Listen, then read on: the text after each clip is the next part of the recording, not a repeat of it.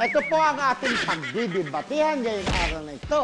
Sa tingin niyo ba, tama ang naging desisyon ni Catherine na mag-solo na at iwan ang pamilya kahit wala pa naman siyang asawa?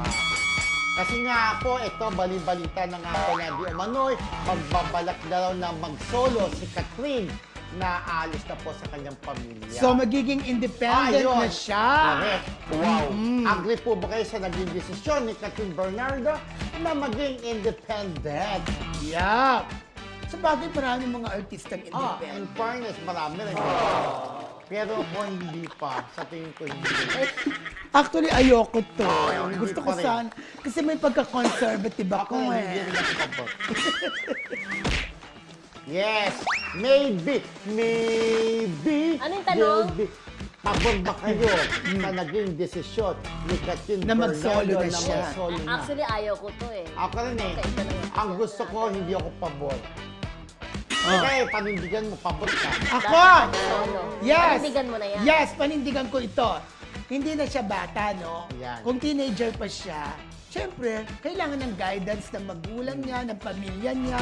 So, huwag mo na siya mag-solo. Pero ngayon, Diyos ko, may mga sariling decision na rin si Kat. Kaya na rin niyang panindigan ang mga sinasabi niya, mga Wow. ginagawa niya, and everything. Kaya dapat mag-solo na siya at maging independent. Yun lang. Ako no, syempre. Oh, bakit? Dapat gusto ko yung ano. Oh, diba? bakit ayaw mo? Bakit ayaw ko? Napakalaki ng bahay nila. Ah, sa bahay lang? Oo, hindi Sa bahay. Hindi naman gano'n. Napakalaki para malaking space para sa kanila. Pwede naman siya siguro yung kwarto niya siguro kasi laki ng isang bahay.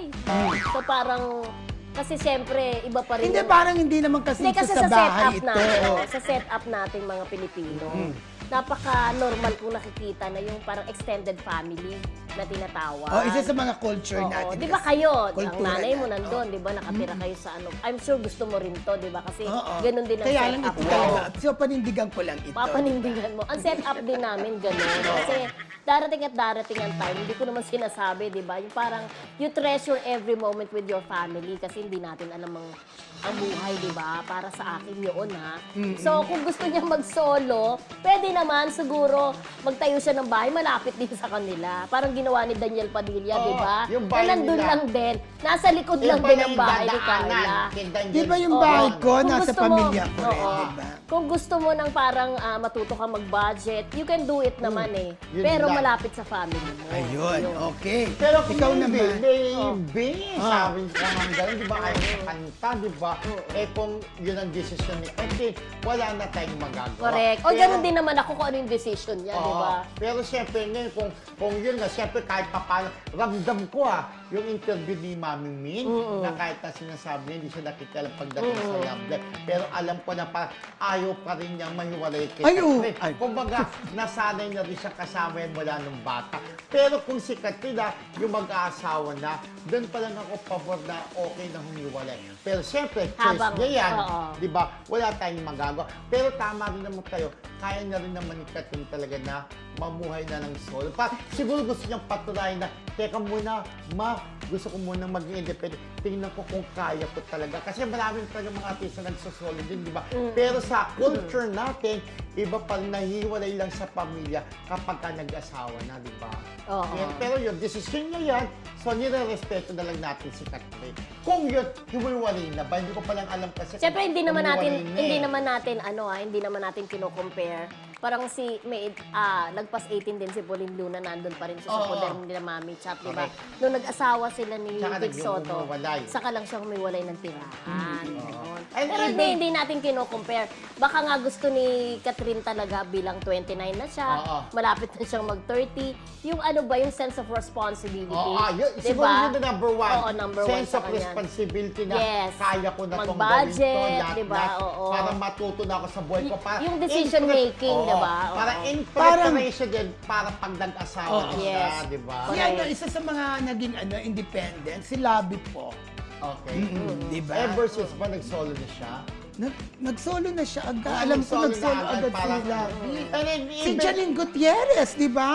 Nag-solo na rin. Oo. Ang dami, Angelica Panganiban, parang dami. nag-solo, di ba? Kaya lang, di ba? Hindi yung hindi yung kailangan mag-solo ako na kasi dahil sa bahay, on everything, mga material, hindi yun eh. Tama ka, sense of responsibilities and decision making, making, especially sa kanyang buhay. Pero di ba? alam nyo, yung iba may mga nagninege. Pero sana wag na lang inege kasi alam naman natin na si Katrin po ay mabuting tao. Although siyempre hindi naman maiwas na may barkada. Ang sabi daw kasi, yung sa mga bashers, kaya lang gusto naman niya mag-sold dahil mabarkada yan eh. Para lagi niyang kasama yung mga barkada niya. Magawa yung inuman. Hindi naman po, matalinong tao naman si Katrin. Oy, sabi ni, agree sa atin si Ross Lasik, sabi niya, pwede naman bumukod, kaya lang dapat wag muna habang wala pa siyang sariling Hi, Ross pamilya. Sabi niya. Sabi naman ni Lola Chicadora, she's of age, pwede na at kaya na niyang mag-decide para sa sarili niya.